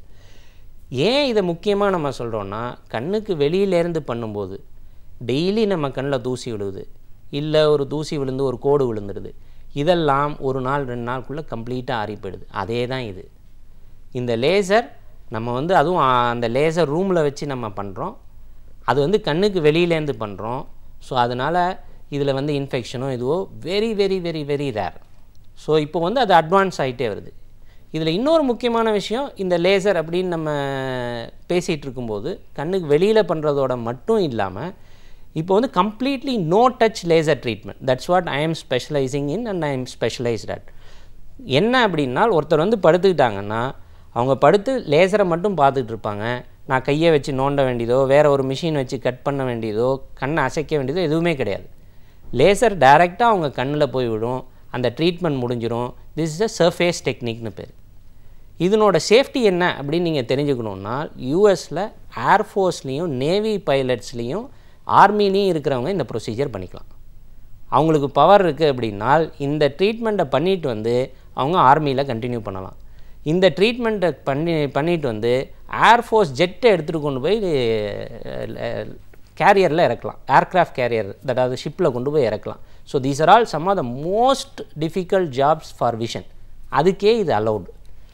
அதாவது நீங்கள் ஒரு டாக்டராக என்ன வேணால் தைரியம் சொல்லலாம், ஆனால் இந்த சிகிச்சை எடுத்துக்க வர்றவங்களுக்கு நிறைய கேள்வி இருக்கும். லேசர் அப்படின்றீங்களே, அது ஒருவேளை தவறாக வேறு இடத்துல பட்டுருச்சுன்னா என்ன பண்ணுறது? நான் எவ்வளோ நேரம் இந்த ட்ரீட்மெண்ட் இருக்கும் அது வரைக்கும் அப்படியே பார்த்துட்டே இருக்கணுமா? கண்ணுக்குள்ளே ஊசி போடுவாங்களா? இந்த மாதிரி நிறைய சந்தேகம் இருக்கும். அதை பற்றிலாம் சொல்லுங்களேன். சரி, அதாவது இன்ட்ரெஸ்டிங் ஃபேக்ட்ஸ் தான் இது. அதாவது வந்து நம்ம தெரிஞ்சுக்கிற வரையிலும் இது கஷ்டமாக தான் இருக்கும். மோஸ்ட்லி பண்ணினவங்க தான் எனக்கு அடுத்த பேஷண்ட்டே சொல்லுவாங்க இது ஒன்றுமே இல்லைன்னு. அவங்க தைரியம் சொல்கிறது அவங்க தான். டாக்டர் சொன்னால் கூட ஒரு பண்ணிட்டவங்க ஒருத்தர் சொல்லும்போது இன்னும் இன்ட்ரெஸ்டிங்காக இருக்கும். அது ஒத்துக்கிற மாதிரி இருக்கும். அது இப்போ முதல் விஷயம், இது வந்து இன்ஜெக்ஷன் கிடையாது, வெறும் ஐ ட்ராப்ஸ் தான். நான் சொன்ன மாதிரி கண்ணு மேலே தான் பண்ணுறோன்றதுனால அனஸ்தெட்டிக் ட்ராப்ஸ் 1 தடவை 2 தடவை போடுவோம். அது தாண்டி இதுக்கு வேறு ஒன்றும் வலியே கிடையாது. டோட்டல் ட்ரீட்மெண்ட் டியூரேஷன் பார்த்தீங்கன்னா ஒரு கண்ணுக்கு ஆல்மோஸ்ட் 1 மினிட் ஆகும் மேக்ஸிமம். ஒரு 5 பவர் இருக்கிறவர் வந்து படுத்தாருனால் 1 மினிட் தான் டோட்டல் ட்ரீட்மெண்ட் டைம். அதுக்கப்புறமா ட்ராப்ஸை போட்டு அடுத்த கண்ணை பண்ணிவிட்டு 2 கண்ணையும் முடிச்சுட்டு 5 மினிட்ஸ்க்குள்ளேயே எந்திரிச்சு நம்ம வெளியில் வந்துடலாம். இப்போ இன்னொரு கேள்வி கேட்டிங்க, கண் ஆடிடுச்சுன்னா என்ன பண்ணுறது அப்படின்னு சொல்லிட்டு. இப்போ நிறையா சமயத்தில் பார்த்துப்போம், திஸ் இஸ் கால் ஐ ட்ராக்கிங்னு பேர். திஸ் கம்ஸ் ஃப்ரம் டார்கெட் ட்ராக்கிங்னு சொல்கிறது. அதாவது ஒரு மிசைல் அடிக்கும்போது ஒரு ஏரோப்ளேன்லேருந்தோ இல்லை ஒரு ட்ரோன்லேருந்தோ அடிக்கும்போது நீங்கள் பார்த்துருக்கலாம், அமெரிக்காவிலேருந்து விடுறாங்கன்னு சொல்லிட்டு டெரரிஸ்ட் அந்த வண்டியில் போயிட்டுருக்காங்கன்னு. அந்த வண்டி 100 கிலோமீட்டரில் போயிட்டுருக்கோம். மிசைல் ஃபயர் ஆகிறது வந்து ஒரு 25 மைல் தாண்டி ஃபயர் ஆகும். ஆனாலும் அந்த வண்டி வளையுதோ நெளியுதோ நிற்கிதோ கவுறுதோ அதோடு போய் அந்த வண்டியில் போய் அது அடிக்கும். ஸோ இது வந்து ட்ராக்கிங்னு பேர். ஸோ நம்ம லேசர் பண்ணுவதற்கு முன்னாடி இந்த பேஷண்ட்டோட கண்ணை ஒரு ஃபோட்டோகிராஃப் மாதிரின்னு வச்சுங்களேன், அது எடுத்து ஐரிஸ் டேட்டாவையும் அந்த இரத்த நாளங்கள் எங்கே இருக்குது கண்ணில் அப்படிங்கிறதும் அந்த மிஷின் உறிஞ்சிக்கும். திரும்பி போய் அந்த பேஷண்ட் படுத்ததுமே நான் எதுவுமே சொல்ல வேண்டாம், பேஷண்ட்டே சொல்லும் படுத்துக்கிட்டு இருக்கவர் இதயத்துள்ளா ஆர்டி அப்படின்னு அந்த மிஷினே கண்டுபிடிச்சிரும். இது ரைட் ஐ அப்படின்ற வரையிலும் அந்த மிஷின் சொல்லிடும். ஏன்னா முன்னாடியே அது ரைட் ஐயை பார்த்துருச்சு, லெஃப்ட் ஐயை பார்த்துருச்சு. இந்த கண் அசைவுக்கு, அதாவது நம்மளோட லேசர் ஃபயரிங் ஒரு அசைவை வந்து அது கண்டுபிடிக்கும். ஒரு செகண்டுக்கு 250 அசைவுகளை கண்டுபிடிக்கிற அளவுக்கு அந்த மிஷினுக்கு ஐடியா உண்டு, கெப்பாசிட்டி உண்டு ஒரு செகண்டுக்கு. ஸோ டோட்டல் ட்ரீட்மெண்ட் டைம் ஒரு நிமிஷம்னா அதை அவ்வளோ துல்லியமாக பார்க்கும். சப்போஸ் நீங்கள் கண்ணையே நவுத்திடுறீங்க அப்படின்னா கூட கண் நவுந்துருச்சுன்னு இமீடியட்டாக நிற்கும். நீ எங்கே போனாலும் உன்னை விட மாட்டேன் அப்படின்ற மாதிரி. So that's how safe is, that's how great the technology is. இதெல்லாம் இந்தியாவுக்கு வந்து எவ்வளோ நாள் ஆகுது? இவ்வளோ லேட்டஸ்ட் மிஷின்ஸ் எல்லாம் வந்த பிறகு டாக்டர்ஸோட வேலை என்ன இதில்? அதாவது இது ஒரு காமெடியாக ஒரு விஷயம் சொல்லணும். இந்த மாதிரி ஒரு லேசர் இந்தியாவுக்கு வந்த பிறகு அது ஆரம்பித்தோம். I was one of the first to do that in one of the hospitals in Chennai. So அது பண்ணுறதுக்கு நான் ட்ரெயின்றதுனால அந்த கம்பெனியே சொல்லியிருந்தாங்க. அது சர்டிஃபிகேஷன் உண்டு. ஃபஸ்ட்டு பண்ணும்போது யார் பண்ணாங்களோ அவங்க சர்டிஃபைட் பர்சன் பண்ணோம், அப்புறமா அடுத்தவங்கள சர்டிஃபை பண்ணுவோம். ஸோ அந்த மாதிரி லேசர் பண்ணும்போது ஒரு 10 நாள் ஆயிருக்கும். என் ஒய்ஃபுக்கும் வந்து அதை பார்க்கணுன்னு ஆசை, இந்தியாவில் பண்ணுறீங்க நானும் வந்து பார்க்குறேன்ட்டு. அது உள்ளே வந்து பார்த்து தான் அவங்க சொன்னது, அவங்க வந்து she is a house maker. She told me, நீ எங்கே லேசர் பண்ணுற, மிஷின் தான் பண்ணுது, நீ சர்ஜரி பண்ணுறேன்னு பெருமைக்கு சொல்லிக்கிற அப்படின்னு சொன்னாங்க. You know that's how it is. அதாவது டெக்னாலஜியோட இம்பார்ட்டன்ஸ் எங்களோட ட்ரீட்மெண்ட்டுங்கிறது என்னென்னா, நாங்கள் பண்ணுற பிளானிங்கில் மட்டும்தான் இருக்கே ஒழிய execution wise it is now almost completely taken over by machine. It is like robotics, அந்த லெவலில் வந்து இருக்குது. ஸோ அதனால் டாக்டருங்கிற ரோல் என்ன அப்படின்னா, ப்ராப்பர் செலெக்ஷன் ஆஃப் பேஷண்ட்ஸ். இப்போ இவங்களுக்கு பண்ணலாம் கூடாது அப்படின்ற அந்த கோடு போடுறோம் பாருங்கள், அங்கே தான் எல்லாமே இருக்குது. பண்ணலாம் அப்படின்ட்டு 100% ரிசல்ட், பண்ணக்கூடாதுன்னா பண்ணுறதில்ல. அது என்ன பண்ணலாம் பண்ணக்கூடாது? ஒவ்வொருத்தர் கண்ணுக்கும் நீங்க சொன்னீங்க 99% சரி பண்ணிடலாம் அப்படின்னு சொன்னீங்க. அந்த மீதி 1% இருக்கு, உங்களுக்கு என்ன பிரச்சனை இருக்க வாய்ப்பு இருக்கு கண்ணில்? ஏன் சரி பண்ண முடியாது? அதாவது இது வந்து இந்த முறையில் சரி பண்ண முடியாது, அதுக்கு வேறு முறைகள் இருக்குது. அதாவது லேசர் அறுவை சிகிச்சைன்னு நம்ம கண்ணில் பண்ணும்போது நான் முன்னாடியே சொன்னேன் கருவிழியில் தான் பண்ணுறேன்ட்டு. கருவிழி பண்ணும்போது கருவிழியோட அமைப்பு, தட் இஸ் கால்ட் டோப்போகிராஃபி, ஒரு ஜாகிரஃபின்னு வச்சுங்களேன். எந்த இடத்துல மேடு பள்ளம் இருக்குது, எந்த இடத்துல இருக்குன்றதை வந்து கண்டுபிடிக்கிறோம். அவ்வளோ நுண்ணிப்பாக மைக்ரான் லெவலில் 1/1000th of a millimeter லெவலில் கண்டுபிடிக்கிறோம். அதை தவிர்த்து கருவிழியோட திக்னஸை மெஷர் பண்ணுறோம், எவ்வளோ திக்னஸ் இருக்குன்னு. ஃபார் எக்ஸாம்பிள், ஒரு ஷெல்ஃப் வைக்கணும், ஒரு செவர் இருக்குது, ஒரு 2 அடி செவர் இருந்தால் 1 அடிக்கு ஷெல்ஃப் வைக்கலாம். நம்ம அதை போய் தோண்டி 2 அடியில் 1.25 அடிக்கு நம்ம ஷெல்ஃப் வச்சோன்னா செவரே கீழே விழுந்துடும். சேம் கான்செப்ட் தான் அது. இட் லுக்ஸ் வெரி சிம்பிள் நான் சொல்லும்போது, பட் உண்மை அதுதான். ஒரு கருவிழி இருக்கானால் உங்களுக்கு வந்து ஒரு 10 பவர் இருக்குது அப்படின்னால் அங்கே 10 பவர் ட்ரீட்மெண்ட் பண்ணுறதுக்கு ஒரு 200 மைக்ரான் தேவைப்படுது. ஆனால் அந்த சத்து அந்த கார்னியாவில் இருக்கா இல்லையா, இதை தான் நம்ம கண்டுபிடிக்கிறோம். ஏன் மேடு பள்ளம் கண்டுபிடிக்கிறோம்? ரொம்ப மேடு பள்ளங்கள் இருக்குமானால் அந்த கருவிழியில் அதுக்கு நம்ம லேசர் பண்ணோன்னா அது சூட்டபுளாக இருக்காது. அந்த மேடு பள்ளத்தை நம்ம ஈக்குவலைஸ் பண்ணாமல் பண்ணிவிடுவோம், ரிசல்ட்டு நல்லா கிடைக்காது. இது ரிசல்ட்னு பொறுத்தவரையிலும் if I give result it is 100% or otherwise I don't want to do, because it is unnecessary. கண்ணாடி போட்டு நல்லா இருக்கிறவங்க கூப்பிட்டு வச்சு கண்ணை கெடுத்து விட்ற மாதிரி ஆகிடுதில்ல. ஸோ அதனால் either 100% result or no result. So இதை வச்சு தான் ஒருத்தர் வந்து பண்ண முடியுமா முடியாதான்னு தீர்மானிக்கிறோம். நார்மலாக ஒரு 95 to 99%க்கு இது சூட்டபிள். ஏன்னா இப்போ இந்த லேசர் டெக்னாலஜி இம்ப்ரூவ் ஆனதுனால. இப்போ ஏன் இம்ப்ரூவ் ஆனதுனாலன்னு சொல்கிறோன்னா, இதை கட் பண்ணி பண்ணுவோம், லேசிக்குமோ ஃபெம்டோ லேசிக்குமோ. அப்போ கருவிழியை நம்ம கட் பண்ணும்போது அந்த மேல் கட்டிங்கே வந்து 150 மைக்ரான்ஸ் ஆகிடும். நம்ம ட்ரீட்மெண்ட்டுக்கு இன்னொரு 200 வேணும்னா அது தாங்காது. இப்போ ட்ரீட்மெண்ட்டுக்கே 200 போதுமே, கட்டிங்கே தேவையில்லையே அப்படின்ற போது அந்த கருவிழி இன்னமும் நமக்கு தாங்குது. லாங் டேர்மில் ரிசல்ட்ஸ் நல்லாயிருக்கு. சரி, இப்போ பொதுவாக கண்ணை பொறுத்த வரைக்கும் கருவிழியில் வந்து நிறைய பிரச்சனை வருமா, இல்லை வெண்படலம் ரெட்டினால வருமா, எதில் பிரச்சனை வரும்? அதாவது வந்து ரெண்டுலேயுமே வெவ்வேறு வியாதிகள். அதாவது கருவிழியில் அஃபெக்ட் பண்ணுறது வியாதி அப்படின்னு நம்ம பார்த்தோம்னால் அடிபடும் போதோ, கண்ணில் இன்ஃபெக்ஷன் ஆகும்போதோ, இல்லை பிறவியிலேயோ. இப்போ நான் சொன்ன மாதிரி சில குழந்தைங்களுக்கு பவர் ஜாஸ்தியாக இன்க்ரீஸ் ஆகிட்டே இருக்குது, அந்த குழந்தைங்களை ஜாக்கிரதையாக பார்க்கணும். ஏன்னா அந்த கருவிழியில் கெரட்டோகோனஸ்னு ஒரு வியாதி அது வரலாம். ஸோ இந்த மாதிரி வர வியாதிகள் வந்து கருவிழியில் வருது. இப்போ ரெட்டினால் வர வியாதி பார்த்திங்கன்னா இன்னி தேதிக்கு சுகர் தான் மெயின் காரணம், நத்திங் எல்ஸ். மிச்சதெல்லாம் ரொம்ப ரொம்ப ரேர். ரெட்டினல் டிட்டாச்மெண்ட்றது வந்து 10,000ல் ஒருவருக்கு தான் வரப்போகுது. ஆனால் சுகர்ன்றது இன்றைக்கி ஆல்மோஸ்ட் 60% பாப்புலேஷன் இருக்குது. இந்த 60% வரவங்களில் ஒரு 30%க்கு சுகர் வந்துடும். ஸோ அதனால் நடமாடுற 100 பேரில் 20 பேருக்கு ரெட்டினால் வியாதி வரத்துக்கு சான்ஸ் அதிகம் இருக்குது. அது வந்து மெயின் காரணம் சுகர். சரி, இப்போ ரெட்டினால ப்ராப்ளம் இருக்குது இல்லை கருவிழியில் ப்ராப்ளம் இருக்குன்னா நமக்கு எப்படி தெரியும்? பொதுவாக கண்ணு செவந்தால் தான் நம்ம வந்து போய் பார்ப்போம் டாக்டர், ஏதோ கண்ணு செகப்பாக இருக்குன்னு. பிரச்சனை இருக்குன்னு எப்படி கண்டுபிடிக்கிறது நம்ம? அதாவது ஒரு முக்கியமான விஷயம், நம்ம கண் வலின்னு நம்ம சொல்கிறோம், எல்லாமே சொல்கிறோம். எத்தனை பேர் நம்ம ஒரு கண்ணை மூடி இந்த கண்ணை மூடி விஷனை செக் பண்ணியிருக்கோன்னு சொல்லுங்கள் பார்ப்போம். இதுதான் மெயின் ப்ராப்ளமே. டாக்டர்கிட்ட கூட போக வேண்டியதில்லை. நிறையா சமயம் வந்து 40 வயசில் வருவாங்க, நான் செக் பண்ணுவேன், என்ன சார் இந்த கண்ணில் இவ்வளோ பார்வை கம்மியாக இருக்குது, நம்ம ஏதோ ப்ராப்ளம் இருக்குதுன்னு நினச்சி எல்லாம் பண்ணி பார்த்தா சின்ன பிறவிலேருந்தே வந்ததாக இருக்கும். மோஸ்ட் இம்பார்ட்டன்ட் திங், நம்ம வீட்டில் குழந்தைங்க எல்லாம் இருந்தால் கூட ஒன்று மட்டும் செய்யணும். ஒரு குழந்தைய இந்த கண்ணை மூடி படிக்க சொல்லணும், இந்த கண்ணை மூடி படிக்க சொல்லணும். நமக்கு விஷன் செக் பண்ணியிருக்கோம் நார்மலாக இருக்குன்ற போது நம்ம நின்று அந்த கேலண்டரை படிச்சுட்டு அதே குழந்தைய அந்த கேலண்டரை படிக்க வச்சாலே நமக்கு டெஸ்டிங் முடிஞ்சு போச்சு. இது நம்ம போய் ஒரு டாக்டர்கிட்ட போய் பார்க்கணுன்றது கூட கிடையாது. ஸோ இது வந்து வெரி வெரி இம்பார்ட்டன்ட் திங். ஒரு ஃபேமிலிலையும் ஒவ்வொரு மனிதரும் ஒரு கண்ணை மூடி அடுத்த கண்ணை பார்க்கணும். இதை வச்சு நம்ம கண்டுபிடிச்சிட போகிறோம். 2 கண்ணையும் வியாதி இருக்கா உடனே ஓடி போயிடுவோம் டாக்டர்கிட்ட. ஏன்னா பார்வை வந்து நம்ம குறையுது, அதனால் நம்ம போயிடுவோம்.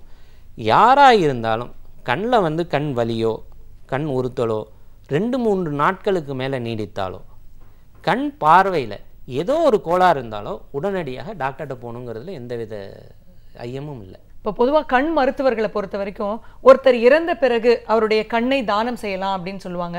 அதை எப்படி செய்யறது? எல்லாரும் அதை சரியாக செய்கிறாங்களா? அந்த அறுவை சிகிச்சையில் கூட ஒரு சிலருக்கு பார்வை வராது அப்படின்னு சொல்கிறாங்களே, யாருக்கெல்லாம் கண் மாற்று அறுவை சிகிச்சையில் பார்வை வரும், யாருக்கெல்லாம் வராது? கண் மாற்று அறுவை சிகிச்சைன்ற போது முக்கியமாக நான் சொன்ன மாதிரி கருவிழி மாற்று அறுவை சிகிச்சை தான். அது முழுசாக கண்ணை மாற்றுறதுங்கிறது கிடையாதுங்க. அது வந்து தெரிஞ்சுக்கிடணும். நரம்பில் உள்ள தொந்தரவுக்கு கண் மாற்று அறுவை சிகிச்சை வேலை செய்யாது. கருவிழியோ லென்ஸோ, அதாவது கண்ணுடைய முன்பகுதி, அதாவது நம்ம இப்படி உட்கார்ந்துருக்கும் போது கண் இப்படி இருக்குது, இது வந்து முன்பகுதி, இது பின்பகுதி. இந்த முன்பகுதியில் வருகின்ற வியாதிகளை நாம் ஓரளவுக்கு சரி செய்து விட முடியும். நரம்பில் வர வியாதிகளை வராமல் தடுக்கணும், வந்துட்டால் ட்ரீட்மெண்ட் பண்ணலாம், மாற்ற முடியாது. ஏன் அப்படின்னா நரம்பு வந்து பிரெயினோட எக்ஸ்டென்ஷன். ஸோ அதனால் நரம்பை ஒட்ட வைக்கிறதுக்கு நமக்கு இதுவரையும் வசதி இல்லை. ஒரு சந்தோஷமான விஷயம் என்ன அப்படின்னா, கண் தானம் என்பது இப்போது பரவலாக பரவி, கண் தட்டுப்பாடு என்பது வந்து கருவிழி தட்டுப்பாடு என்பது ஆல்மோஸ்ட் இப்போ இல்லைன்ற லெவலுக்கு வந்துடுச்சு. அதாவது ஒருத்தருக்கு கண் தெரியல, கருவிழி மாற்று அறுவை சிகிச்சை பண்ணணுமானால் 1 மாதத்திற்குள் பண்ணிவிடலாம். இப்போ கிட்னி மாதிரி 3 வருஷம் 4 வருஷம்னு வெயிட் பண்ண வேண்டிய அவசியம் இல்லை. அதற்கு முக்கியமான காரணம் கண் தானம்ங்கிறது வந்து இறந்த பின்னர் செய்கின்ற தானம். எல்லா தானமுமே உயிரோடு இருக்கும்போது தான் பண்ணணும், பணத்துலேருந்து சாப்பாடுலேருந்து. கண் தானம் மட்டுமே இறந்த பின்னர் கொடுக்கலாம். ஹார்ட்டு கெடாவர் டொனேஷன்றாங்க, it is not cadaver. Heart ஓடிக்கிட்டு இருக்கணும், அட்லீஸ்ட் நம்மளோட சமுதாயப்படிக்கு உயிர் இருந்துக்கிட்டு இருக்கும், மூளை தான் வேலை செய்யலை. He is only brain dead, but he is still alive. அப்போ வந்து நம்ம கிட்னி எடுக்கணும், அப்போ வந்து ஹார்ட் எடுக்கணும். ஆனால் இது அப்படி இல்லை, இறந்த பின்னர் எடுக்கலாம். அதை எடுக்கிறதுங்கிறது 6 மணி நேரம் வரையிலும் எடுக்கலாம், ஆஸ்பத்திரியிலையும் எடுக்கலாம், மார்ச்சுவரியிலையும் எடுக்கலாம், வீட்லேயும் எடுக்கலாம். அதன் காரணமாக மக்கள்கிட்ட வந்து ஒரு பெரும்பாலான ஒரு நல்ல எண்ணம் பரவி, நம்மளோட உறவினர்களோட கண்ணோ யாரோ ஒன்று அடுத்தவங்களுக்கு பயன்படணுன்றதுனால ஒரு அளவுக்கு இன்னி தேதிக்கு இந்தியாவில் இந்த கருவிழி தட்டுப்பாடுங்கிறது பெரும்பாலும் குறைந்து விட்டதுன்னே சொல்லலாம். சரி, அது வந்து ஒரு மகிழ்ச்சியான விஷயம்தான். இன்னொன்று பார்த்தீங்கன்னா, கண்ணை பொறுத்தவரை குணப்படுத்தவே முடியாது என்ற வியாதிகள் இருக்கிறதா? ஒரு சில நோய்களை பார்த்தீங்கன்னா மருத்துவம் கைவிட்டுரும். கண்ணை பொறுத்தவரை அது மாதிரி ஏதாவது வியாதி இருக்கா? எல்லாத்துலேயுமே இருக்குது. நாங்கள் கடவுள் அல்ல அப்படின்னு நம்ம சொல்கிற மாதிரி, நான் கடவுள் அல்லன்னு சொல்கிற மாதிரி எல்லாமே நம்மளால் ஜெயிக்க முடியுங்கிறது கிடையாதுங்க. காரணம் என்ன அப்படின்னா, நான் இப்போ சொன்ன மாதிரி தான், பிறவியிலேயே கண்ணே டெவலப் ஆகாமல் இருக்கலாம், அனாப்தால்மஸ்னு பேர். பிறவியிலேயே நரம்பு ஆப்டிக் நர்வ் இல்லாமல் இருக்கலாம், ஆப்டிக் நர்வ் ஹைப்போப்ளேசியான்னு பேர். இப்போ இந்த மாதிரி கண்டிஷனுக்கு நம்மளால் எதுவுமே பண்ண முடியாது. இந்த மாதிரி கண்டிஷன்ஸ் வந்து வெளிநாடுகளில் என்ன பண்ணுறாங்க, டெஸ்டிங் ரொம்ப சீரியஸாக பண்ணுவாங்க. அதாவது அப்டமன் ஸ்கேன் பண்ணும்போதே குழந்தையோட டெவலப்மெண்ட் பார்க்கும்போது இந்த மாதிரி இருந்தாக்க அந்த சாய்ஸை அப்பா அம்மாட்ட கொடுப்பாங்க, நீங்கள் இந்த குழந்தைய கண்டினியூ பண்ணணுமா வேண்டாமான்னு சொல்லிட்டு. இந்த மாதிரி சில வியாதிகள் இருக்குது, ரொம்ப ரொம்ப ரேர், பட் இருந்தாலும் இருக்குது. அதே மாதிரி வந்து காமனாக இதில் உள்ள ஒரே ஒரு விஷயம் என்னென்னா, ரெட்டினைட்டிஸ் பிக்மெண்டோசான்னு ஒன்று இருக்குது. அன்ஃபார்ச்சுனேட்லி அதுக்கு இன்னும் ட்ரீட்மெண்ட் வரவில்லை. அதில் என்ன ஆகுன்னா, மாலைக்கண் நோய், அது ஒரு நரம்பாக மெதுவாக இறந்துக்கிட்டே வரும். குழந்தையில நல்லா தான் சார் பார்த்துட்டு இருந்தான், கல்யாணம் ஆகிற வரையும் நல்லா தாங்க இருந்தாங்க, இப்போ தாங்க குறைஞ்சிக்கிட்டே வந்துடுச்சு அப்படின்னு சொல்லும்போது ஒரு 40 வயசு பார்த்தா நமக்கு அந்த பார்வை, இட் இஸ் அ டீஜெனரேட்டிவ் டிஸார்டர்னு வச்சுக்கலாம். சீக்கிரமாக நம்மளோட நரம்புகள் வந்து இறந்து விடுகின்றன. இந்த மாதிரி ஒரு 2 வியாதிக்கு தான் ட்ரீட்மெண்ட் இல்லையே ஒழிய, மிச்சபடி கிளாக்கோமா, டயாபெட்டிக் ரெட்டினோபதி இதெல்லாம் பிளைண்டிங் டிஸார்டர் தான். பாதி பேர் இதை பிளைண்ட் ஆக விட்டுட்டு எனக்கு சரி பண்ணி கொடுப்பாங்க, அது டிஃப்ரெண்ட்டு. ட்ரீட்மெண்ட் இருக்குது, ஆனாலும் நம்ம பிளைண்ட் ஆக விட்டுட்டோம், அது தப்பு. ஏன்னா பிளைண்ட் ஆன பிறகு நம்ம எதுவும் பண்ண முடியாது. நான் சொன்ன மாதிரி இந்த வியாதிகளில் நரம்பு அருந்துடுது, அறந்த பிறகு நம்மளால் ஒட்ட வைக்க முடியாது, ஆனால் அருகாமல் பாதுகாக்க முடியும். ஸோ ரேராக, வெரி வெரி ரேர், 1 in 10,000 தான் வந்து இந்த மாதிரி தீர்க்க முடியாத வியாதிகள் இருக்கிறத ஒழிய, மிச்ச 9,999 பேருக்கு நம்ம ட்ரீட்மெண்ட் கொடுக்கலாம். அவர்கள் அதை கரெக்டாக எடுத்தாங்கன்னா பாதுகாக்க முடியும். சரி, சரியான நேரத்தில் கண்ணை பொறுத்த வரைக்கும் சிகிச்சை எடுக்க வேண்டியது மிக மிக முக்கியம் அப்படின்னு சொல்கிறீங்க. இன்னொன்று, நீங்கள் வந்து வெளிநாட்டுக்கெல்லாம் போய் படிச்சுட்டு வந்திருக்கிறதுனால எல்லாவற்றிலுமே இப்போ செயற்கையாக எல்லாம் பண்ணுறாங்க, எலும்புகள் கூட செயற்கையாக வருது, இதயம் கூட செயற்கை இதயம்லாம் அப்படின்னு பேசுகிறாங்க. கண்ணை பொறுத்த வரைக்கும் செயற்கை கண் என்ற ஆராய்ச்சியெல்லாம் நடக்கிறதா? அதெல்லாம் எந்த அளவுக்கு போயிட்டுருக்கு? நிச்சயமாக, அதாவது வந்து நம்ம சொல்கிற மாதிரி செயற்கை கண்ணுக்காக தான் ஆராய்ச்சி பெரும்பாலும் நடந்து கொண்டு இருக்கின்றன. அதே மாதிரி ஜீன் தெரப்பி, இந்த ரெட்டினைட்டிஸ் பிக்மெண்டோசான்னு ஒரு வியாதி சொல்கிறேன் இல்லையா, அதை பற்றி ஒரு சின்ன விஷயம். ஜீன் தெரப்பி அப்படின்னா எப்படி நடக்குது அப்படின்னா, ஒரு அடினோ வைரஸ், கண்ணுக்கு வலி எல்லாம் வருது பாருங்கள், கண் வலி, அந்த மாதிரி ஒரு வைரஸ் எடுத்து, அந்த வைரஸ் உள்ள என்ன ஜீன் அந்த பேஷண்ட்டை இல்லையோ அதை உள்ளே பொருத்தி, அதை கண்ணுக்குள்ளே செலுத்தி, இந்த வைரஸ் போய் அந்த நரம்பை இன்ஃபெக்ட் பண்ணி இந்த ஜீனை அந்த ஜீனோட கொண்டு போய் சேர்க்குது. ஸோ இந்த மாதிரியான இதெல்லாமும் நடந்துகிட்ருக்கு. ஆனால் முழுதாக பப்ளிக் லெவலில் கொண்டு வர லெவலுக்கு அது வந்து சாட்டிஸ்ஃபைங்காக இல்லை. அதாவது ஒரு சமயம் ரிசல்ட் வருது, ஒரு சமயம் வரமாட்டேங்குது, ஏன் வந்ததுன்னு கண்டுபிடிக்க முடியல, ஏன் வரலன்னு சொல்ல முடியல, இந்த மாதிரியான கஷ்டத்தில் இருந்துக்கிட்டு இருக்கோம். இது வந்து என்னென்னா, கம்ப்ளீட்டாகவே க்யூர் பண்ணுற மாதிரி, அதாவது ஜீன் தெரப்பி. இன்னொன்று வந்து என்னென்னா செயற்கையாக இப்போ கேமரா இருக்குது, நம்ம டிவி கேமராலாம் இருக்குது. அதே மாதிரியே ஒரு கேமரா மூலமாக வரதை நம்ம கண்ணு எப்படி ப்ராசஸ் பண்ணி இந்த சிக்னல்ஸை மூளைக்கு அனுப்புதோ அதே மாதிரி கண்ணாடியிலேயே வந்து அந்த கேமராவை பதிச்சு அதுலேருந்து ஒயரை எடுத்து கொண்டு போய் பிரெயினில் வச்சு அதை பார்க்க வைக்கிறாங்க. ஸோ அந்த மாதிரி இருக்கிறதுலாமும் ஒரு சைடு ரிசர்ச். ஒன்று வந்து கம்ப்ளீட் ஆர்டிஃபிஷியல் இன்டெலிஜென்ஸ், இன்னொன்று வந்து நம்மளோட இருக்கிற உறுப்பையே நல்லா வேலை செய்ய வைக்கிறது. இது ரெண்டுமே நடந்துட்டு தான் இருக்குது. பட் ஸ்டில் பப்ளிக் லெவலில் வர அளவுக்கு அது இன்னும் சக்ஸஸ் ஆகலை. நிச்சயமாக நிறைய சொல்லியிருக்கீங்க. இந்த கண் அறுவை சிகிச்சையில் இருக்கக்கூடிய நவீன முறைகள், என்னென்ன ஆய்வுகள் நடக்குது, கண்ணை எப்படி பத்திரமா பார்த்துக்கிறது, நிறைய சொல்லியிருக்கீங்க. நிகழ்ச்சியில் பங்கேற்று பல்வேறு கருத்துக்களை பகிர்ந்து கொண்டமைக்கு மிக்க நன்றி. தேங்க்யூ, நன்றி. நாம் அறிந்திருக்க வேண்டிய பல அரிய தகவல்களை அழகிய தமிழில் தொகுத்து இனிமையாக ஒவ்வொரு நாளுமே வழங்கி கொண்டிருக்கிறார் பேராசிரியர் சுபவீர பாண்டியன் அவர்கள். இன்றைக்கு என்ன அரிய தகவல்களை நமக்காக கொண்டு வந்திருக்கிறார் என்பதை கவனிக்கலாம். நிகழ்ச்சியில் அடுத்த பகுதியாக வரவிருப்பது ஒன்றே சொல் நன்றே சொல்.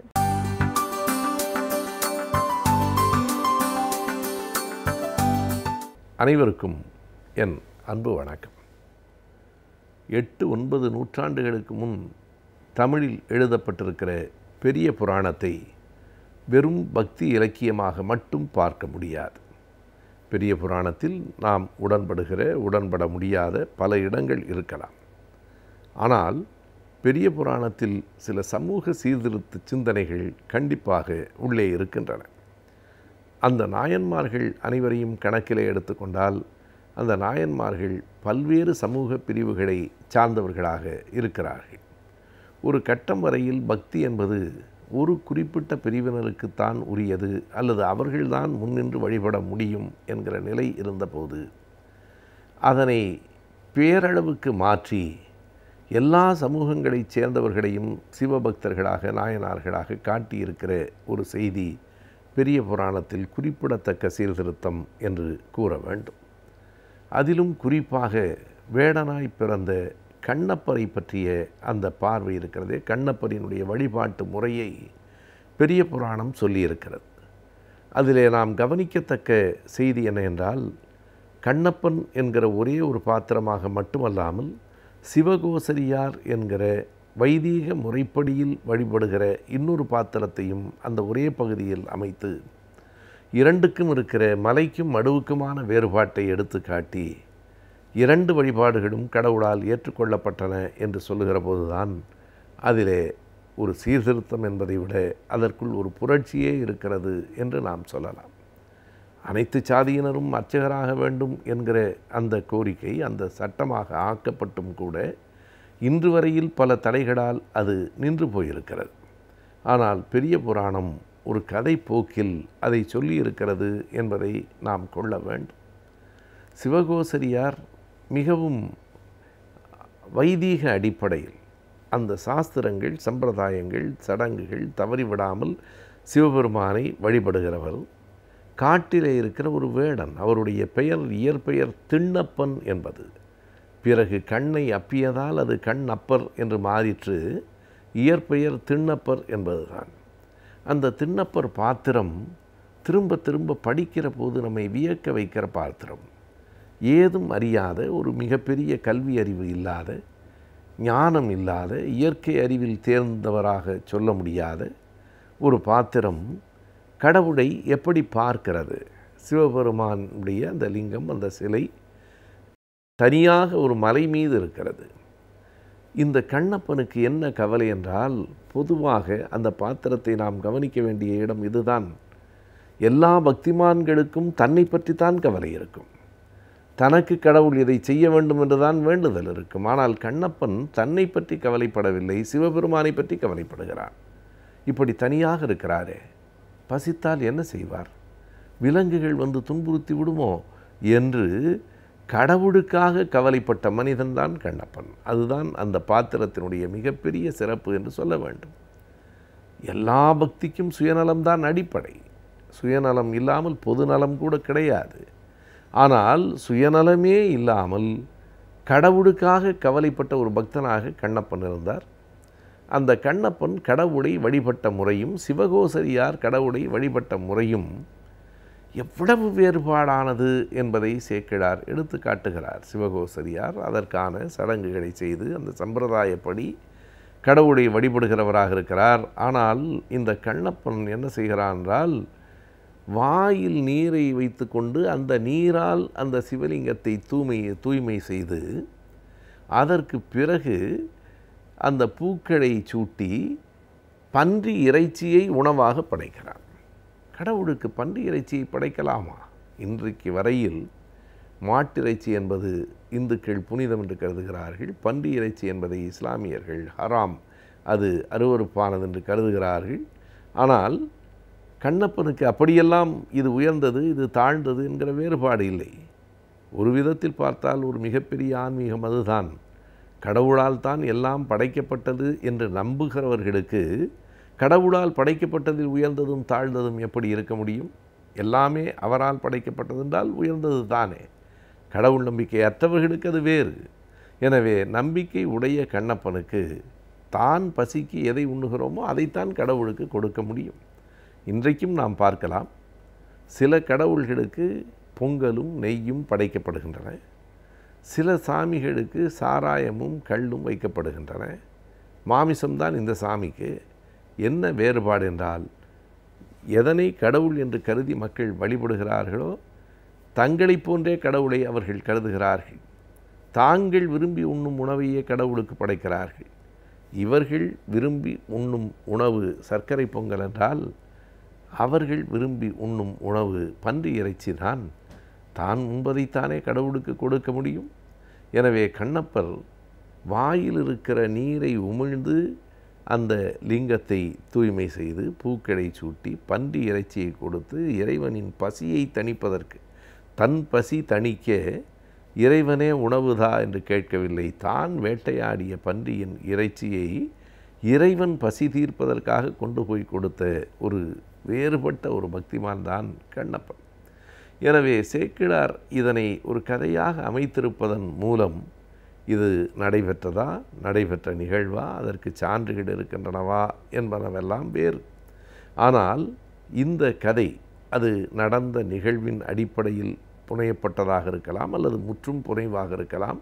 எப்படி இருந்தாலும் பக்தியை பற்றிய ஒரு பார்வையில் ஒரு பெரிய மாற்றத்தை இந்த கதை ஏற்படுத்துகிறது என்று சொல்ல வேண்டும். என்றால் இப்படித்தான் வழிபாடு இருக்க வேண்டும் என்கிற வரையறை ஏதுமில்லை.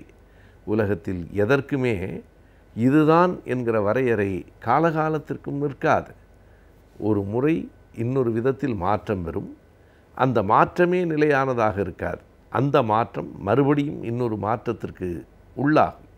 நிலை மறுப்பின் நிலை மறுப்பு தான் மார்க்சியத்தின் அடிப்படையில் இப்படி சொல்லுவார்கள். இன்றைய நிலை மறுக்கப்படும், மறுபடி மறுக்கப்பட்ட நிலையும் மறுக்கப்படும். ஆகையினால் இதுதான் என்கிற எந்த வரையறையும் இல்லை. அன்பு இருக்குமானால் அது எதை காட்டிலும் உயர்ந்தது. அந்த அன்பை வெளிப்படுத்துவதற்கு இந்த வழியில்தான் போக வேண்டும் என்கிற கட்டாயம் இல்லை. அவரவர் வழியை தேர்ந்தெடுத்து கொள்ளலாம் என்கிற ஒரு சர்வ சுதந்திரத்தை பெரிய புராணம் இந்த கண்ணப்பன் புராணத்தில் நமக்கு தருகிறது. செருப்பு காலால் அந்த லிங்கத்தை மிதித்து கொண்டுதான் இடது கண்ணிலிருந்தும் வலது கண்ணிலிருந்தும் ரத்தம் வழிகிற போது இடது கண்ணில் ரத்தம் வழிய தன் கண்ணை எடுத்து அப்பியதால் கண்ணப்பன் மறுபடியும் வலது கண்ணிலிருந்து ரத்தம் வடிகிற போது தன் செருப்பு காலால் அந்த சிலையை மிதித்து கொண்டு தன்னுடைய கண்ணை பிடுங்கப் போகிற போதுதான் சிவபெருமான் கண்ணப்பா நில் என்று சொன்னதாக அந்த புராணம் சொல்லும். செருப்பு காலால் கடவுளின் சிலையை மிதிக்கலாமா என்கிற எல்லா கேள்விகளையும் போட்டு உடைத்து இந்த கதையை வேறு யாரேனும் எழுதியிருந்தால் எதிர்ப்பு கூட வந்திருக்கலாம்.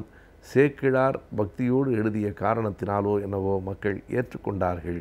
இன்று வரையில் செருப்பு காலால் கடவுளை மிதித்த பன்றி இறைச்சியை படையலிட்ட கண்ணப்பனை மக்கள் கொண்டாடத்தான் செய்கிறார்கள் என்றால் அது சேக்கிழாருக்கு கிடைத்த பெரிய வெற்றி என்று தானே சொல்ல வேண்டும். தற்போது பரவி வரும் நோய்களை பற்றியும் அவற்றை நாம் எப்படி தவிர்க்கலாம், அதற்கான மருத்துவ முறைகள்லாம் என்னென்ன என்பதை பற்றி ஆலோசனை நேரத்தின் மருத்துவம் பகுதியில் தெரிந்து கொள்ளலாம்.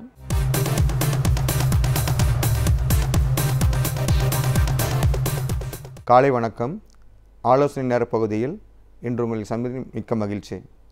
ஸோ இன்றைக்கி நம்ம பார்க்க போகிறது என்னென்னு பார்த்தீங்கன்னா ஹெர்னியா, குடல் இறக்கம்.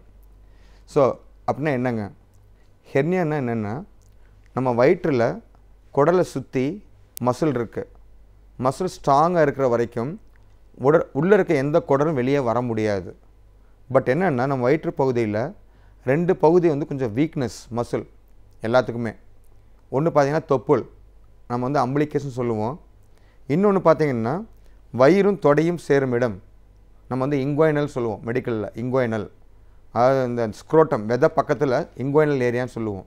அங்கே மசில் ஜென்ரலாக வீக்கு.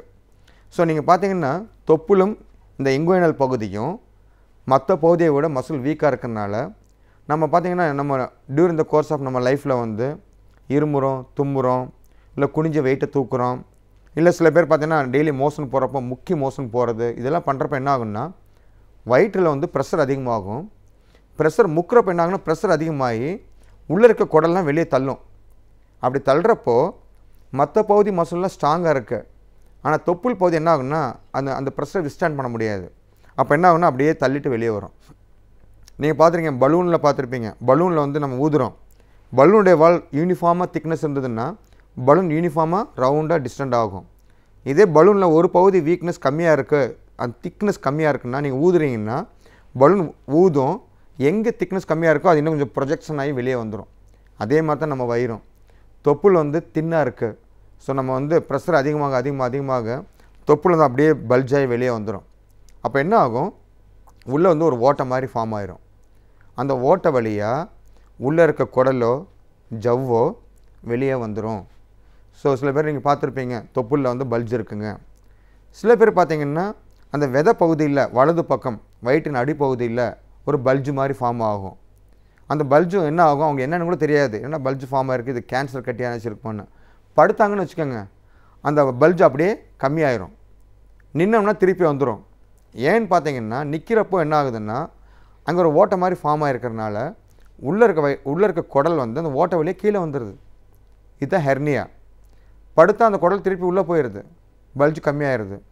இதே சம்டைம் வந்து நம்ம அதுக்குரிய எந்த சிகிச்சையும் பண்ணலை அப்படின்னா அது என்ன ஆகுனா பல்ஜு நாளாக கொஞ்சம் கொஞ்சமாக பெருசாகி சில பேர் நம்ம பார்க்குறோம் வயிற்றில் பாதி சிறுகுடல் எல்லாமே அந்த ஓட்டை வழியே கீழே வந்துடும்.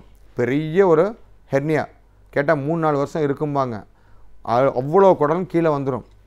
அந்த மாதிரி நம்ம பண்ண வேண்டிய அவசியம் இல்லை. ஸோ ஒன்ஸ் வந்து இன்றைக்கி நம்ம பார்க்க போகிறது இங்குவைனல் ஹெர்னியா, அதாவது வயிறும் தொடை பகுதியும் சேரும் இடத்துல ஒரு பல்ஜு மாதிரி ஃபார்ம் ஆகும். இந்த இங்குவைனல் ஹெர்னியாவே இப்போ ஃபார் எக்ஸாம்பிள் வலது பக்கத்துலேயும் வரலாம், இடது பக்கத்துலேயும் வீக்னஸ் வரலாம்.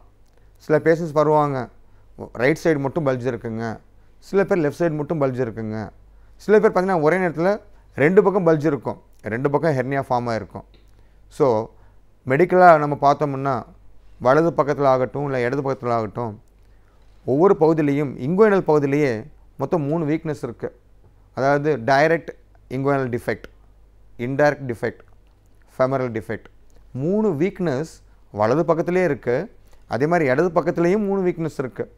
ஸோ இந்த வீக்னஸ் வழியாக மசில் வந்து வெளியே பல்ஜாகி உள்ளேருந்து குடல் வெளியே வரும். ஸோ ஹெர்னியா ஒருத்தருக்கு வந்து தெரியுது, நான் நல்லா இருந்தேன், லாஸ்ட் ஒரு வாரம் 2 வாரமாக எனக்கு இங்கே பல்ஜ் இருக்குங்க, எனக்கு என்னென்னு தெரியல அப்படின்னு சொல்கிறவங்களும் உண்டு. சில பேர் அவங்களுக்கே சொல்லுவாங்க எனக்கு கொஞ்சம் குடல் இறங்கின மாதிரி இருக்குங்கம்பாங்க, நான் என்ன பண்ணுறது. ஸோ ஒன்ஸ் வந்துங்க ஹெர்னியா ஃபார்ம் ஆயிடுச்சு, குடல் வெளியே வந்துருச்சு அப்படின்னாலே அந்த மசிலை நம்ம வந்து சப்போர்ட் பண்ணணும். சப்போர்ட் பண்ணலைன்னா அந்த ஓட்டை பெருசாக ஆகத்தான் போகுது. சம்டைம் ஓட்டை வழி என்ன ஆகுன்னா குடல் வெளியே வரும், உள்ளே போகும். சம்டைம் ரொம்ப முக்கணும் இல்லை இருமுறோம் தும்முறோம் அப்படின்னா கொஞ்சம் அதிகப்படியான குடல் அந்த சின்ன ஓட்டை வழியாக வெளியே வந்துடும் முக்கிறப்போ, ஆனால் திருப்பி குடல் உள்ளே போகாது. அப்போ என்ன ஆகும், குடல் வந்து பிளாக் ஆயிரும். இந்த ஓட்டை இங்கே இருக்க குடல் எல்லாம் வெளியே வந்துடுது முக்கிறப்போ, திருப்பி படுக்கிறாரு ஆனால் குடல் உள்ளே போகலை. இது வந்து நம்ம என்ன சொல்லணும்னா அப்ஸ்ட்ரக்டட் ஹெர்னியா, அதாவது குடல் வந்து வெளியே வந்த குடல் மாட்டிருச்சு, உள்ளே போகலை. குடல் வெளியே வந்து மாட்டிருச்சுன்னா it's a very important severe complication. மாட்டின குடல் டைட்டாக மாட்டியிருக்கும், குடல் வெளியே வந்து பல்ஜாக டைட்டாக இருக்கும். அதை வந்து நம்ம வந்து வித்தின் ஒரு 2-3 மணி நேரத்தில் ஆப்ரேஷன் பண்ணி அந்த மாட்டின குடலை உள்ளே கொண்டு போகலை அப்படின்னா அந்த குடல் என்ன ஆகும், அழுகிரும். இப்போ நம்ம விரலை வந்து டைட்டாக அமுத்தணும்னு என்ன ஆகும், இந்த விரல் அழுகிரும். அதே மாதிரி குடல் டைட்டாக மாட்டிருச்சு அப்படின்னா குடல் வந்து அழுகிரும். அழுகுன குடல் வந்து அப்புறம் வந்து சிவியர் ஆக்கி ஓப்பன் ஆப்ரேஷன் பண்ணி இந்த அழுகுன குடலை கட் பண்ணி ஜாயின் பண்ணி இட் பிகம்ஸ் ஒரு severe major operation problems. So என்னென்னங்க, ஒரு பல்ஜிங் இருக்குது, படுத்தா உள்ளே போகுது அப்படின்னா டெஃபினட்டாக அது ஹெர்னியா தான். அப்படி ஹெர்னியா இருக்குது அப்படின்னாலே அதுக்கு என்ன ட்ரீட்மெண்ட்டு? ஃபஸ்ட்டு வந்து நம்ம டாக்டரை பார்க்குறோம், அவர் செக் பண்ணிவிட்டு பார்க்குறாரு, எஸ் உங்களுக்கு ஹெர்னியா இருக்குது, கண்டிப்பாக இருக்குது. நெக்ஸ்ட் நம்ம என்ன பண்ணுறோம், அந்த பேஷண்ட்க்கு ஸ்கேன் பண்ணுறோம். ஸ்கேன் பண்ணுறப்போ ஹெர்னியா தான் இருக்குது, கன்ஃபார்ம் பண்ணியாச்சு. வயிற்றில் மற்ற எல்லா உறுப்புகளும் நல்லா இருக்குது, ஓகே. இப்போ இந்த ஹெர்னியாவுக்கு என்ன பண்ணுறது? ஸோ முந்தையெல்லாம் வந்துங்க ஹெர்னியா வந்து பார்த்திங்கன்னாங்க மேலே தோல் ஸ்கின்னு, அது கீழே 3 மசில், அந்த 3 மசிலுக்கு தாண்டி தான் உள்ளே ஓட்டை இருக்குது. முந்தி நம்ம ஓப்பன் சர்ஜரி பண்ணுறப்போ ஸ்கின்னை ஓப்பன் பண்ணி எல்லா மசிலையும் கட் பண்ணி அதுக்கப்புறம் அந்த ஓட்டையை க்ளோஸ் பண்ணி அந்த ஓட்டையை ஸ்ட்ரென்தன் பண்ணுறதுக்கு வெளியே இருந்தே ஒரு வலை சின்ன வலை வைப்போம். இப்போ அப்படி இல்லை, நம்ம லாப்ரோஸ்கோபி சர்ஜரி, அதாவது வயிற்றில் சிறு துளைகள் மூலமாக கேமரா உள்ளே கொண்டு போனோம்னா அந்த ஓட்டையை நம்ம பார்க்கலாம். வெளியே வந்த குடல்லாம் திருப்பி உள்ளே கொண்டு போயிட்டு அந்த ஓட்டைன்னு ஃபார்ம் ஆனாலே அந்த ஓட்டையை சுற்றி நம்ம சொன்ன மாதிரி 3 ஏரியா வீக்னஸ் இருக்குது. இப்போ ஒரு பேஷண்ட் வந்து இன்டைரக்ட் ஹெர்னியான்னு வரலாம், அதாவது வலது பக்கத்தில் டைரக்ட் இன்டைரக்ட் ஃபெமரல் 3 வீக்னஸ் இருக்குது. இன்டைரக்ட் வீக்னஸ்னு ஒரு பேஷண்ட் வரலாம். நம்ம லாப்ரோஸ்கோப் பார்க்குறோம், அந்த நபருக்கு பார்த்திங்கன்னா இன்டைரக்ட் ஹெர்னியா, இன்டைரக்ட் சைட்டில் அந்த ஓப்பனிங் இருக்கும், உள்ள குடல் வெளியே வந்திருக்கும். நம்ம என்ன பண்ணுவோம்னா அந்த இன்டைரக்ட் பக்கத்தில் டைரக்ட் ஏரியா, ஃபெமரல் ஏரியா, அந்த ஏரியா ஃபுல்லாக எக்ஸ்போஸ் பண்ணி அந்த ஏரியாவில் லாப்ரோஸ்கோப் மூலமாக வந்து ஒரு வலையை வச்சு அந்த வலையை வந்து லாப்ரோஸ்கோப் மூலமாக அந்த வலையை எல்லா பக்கம் ஃபிக்ஸ் பண்ணி ஸ்ட்ரென்தன் பண்ணிடலாம். இது வலது பக்கம் மட்டும் இல்லை, ஒரே நேரத்தில் 2 பக்கமும் வந்து சில பேர் ஹெர்னியாவுக்கு வருவாங்க. முந்தையெல்லாம் 2 பக்கம் தனித்தனியாக ஓப்பன் ஆப்ரேஷன். இப்போ வந்து லாப்ரோஸ்கோப்பி மூலமாக அந்த 2 பக்கம் ஹெர்னியாவையும் அட் ஏ டைம் நம்ம லாப்ரோஸ்கோப்பியில் பண்ணலாம். நான் எவ்வளோ நாள் ஹாஸ்பிட்டலில் இருக்கணும்? ஒன்றும் கிடையாது. காலையில் ஒரு பேஷண்ட் வந்தாங்க, ஹெர்னியாக்காக வர்றாங்க அப்படின்னா அட்மிஷன் பண்ணுறோம், ஃபிட்னஸ் பார்க்குறோம், ஓகே, அனஸ்தீசியா கொடுக்க முடியும் அப்படின்னா மத்தியானம் நம்ம வந்து லாப்ரோஸ்கோபி ஆப்ரேஷன் மூலமாக 2 பக்கம் ஹெர்னியாவையும் நம்ம பண்ணிவிட்டு அடுத்த நாள் அந்த பேஷண்ட் வந்து வீட்டுக்கு போக முடியும். வீட்டுக்கு போன நபர் வந்து பெருசாக ரெஸ்ட் எடுக்க வேண்டிய அவசியம் கிடையாது. அவர் வந்து அஸ் யூஸ்வல் வாக்கிங், ஸ்டெப்ஸ் ஏறுறது இறங்குறது, ரொட்டீன் வேலைகள் பண்ணுறது எல்லாத்தையும் பண்ணக்கூடிய ஒரு டெக்னாலஜி தான் டே கேர் லாப்ரோஸ்கோபிக் சர்ஜரி ஹெர்னியாவுக்கும் இப்போ இருக்குது. ஸோ நம்ம ஹெர்னியா வந்து சில பேர் கேட்பாங்க, நான் ஹெர்னியா ஏற்கனவே பண்ணியிருக்காங்க, ஓப்பன் சர்ஜரி பண்ணியிருக்கிறேன், பல வருஷம் முன்னாடி பண்ணியிருக்கிறேன், அப்போல்லாம் வலையெல்லாம் வைக்கல, வலையெல்லாம் இப்போ இல்லை, இப்போ திருப்பி அந்த ஹெர்னியா வந்துருச்சு. டெஃபினட்டாக என்னென்னாங்க, வலை வச்சு அந்த ஏரியா ஸ்ட்ரென்தன் பண்ணலைன்னா திருப்பி ஹெர்னியா வரக்கூடிய வாய்ப்பு ரொம்ப ரொம்ப அதிகம். அந்த மாதிரி ஹெர்னியா வந்தாலும் அவங்களுக்கு லாப்ரோஸ்கோப் பண்ண முடியுமா? கண்டிப்பாக பண்ண முடியும். நம்ம என்ன சொல்லுவோம், ரெக்கரண்ட் இங்குவல் ஹெர்னியா, ஏற்கனவே ஆப்ரேஷன் பண்ணி திருப்பி அதே வழியாக ஹெர்னியா வந்தாலும் நம்ம வந்து லாப்ரோஸ்கோப் மூலமாக அந்த நபருக்கு நம்ம பண்ண முடியும். சின்ன குழந்தைங்களுக்கும் ஹெர்னியா வரலாம் இங்குவல் சைட்டில், பெரியவங்களுக்கும் வரலாம், 85 வயசு 90 வயசுக்கு ஹெர்னியா நம்ம பண்ணுறோம். என்னென்னா அந்த நபருக்கு வந்து ஹார்ட் நல்லா இருக்குது, பம்பிங் நல்லா இருக்குது, அனஸ்தீசியா ஃபிட்னஸ் நல்லா இருக்குது அப்படின்னா நம்ம லாப்ரோஸ்கோபி சர்ஜரியில் அழகாக பண்ணி நெக்ஸ்ட் டே வீட்டுக்கு அனுப்ப முடியும். ஸோ எந்த ஒரு நபரும் ஹெர்னியா இருக்குது அதை உதாசீனப்படுத்தி அதை பெருசாக்கி அது குடலை வெளியே வர வச்சு அந்த குடல் மாட்டி பிளாக் ஆகி குடல் அழுகி இந்த மாதிரி காம்ப்ளிகேஷன் கொண்டு போகிறதுக்கு முன்னாடியே இந்த மாதிரி அந்த வயிறு தொடையில் ஒரு பல்ஜி இருந்தால் அது ஹெர்னியா தான் அப்படிங்கிறது நம்ம ஒரு நாலேஜ் இருந்ததுன்னா அதுக்குரிய ப்ராப்பர் ட்ரீட்மெண்ட் லாப்ரோஸ்கோபி பண்ணிட்டோம்னா அதுக்குரிய நம்ம சிகிச்சை ப்ராப்பராக எடுத்துட்டோம்னா காம்ப்ளிகேஷன் வராமல் நம்ம தடுத்துக்க முடியும்.